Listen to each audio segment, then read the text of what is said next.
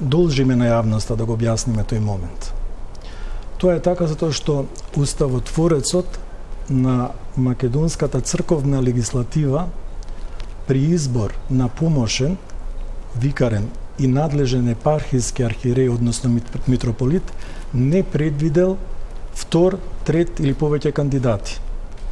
Ова го велам јасно, значи ниту уставот на Македонската православна црква, ниту деловникот на работата на Светиот Синод го предвидел тоа. Она што е предвидено е постапено.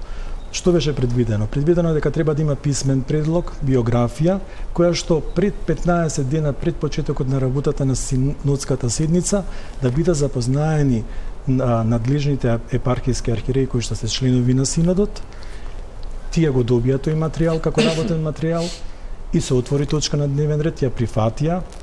Знаеме дека оние кои што беа отсутни од оправдани причини, тоа беше митрополитот американско-канадски, кој што остана во својата епархија во Америка, и од здравствени причини повардарскиот митрополит господин Агатангел, кој што не беше присутен, меѓутоа и 20 архиереи го ополномоштија неговото блаженство, архиепископот Охридски македонски господин Стефан, да гласаат за предлогот кој што го истакна. Така што, бидејќи бев дел во самата атмосфера на седницата, таа точка за изборот беше многу конструктивна и повторно ќе кажам го посведочи единството меѓу архиереите на МПЦ.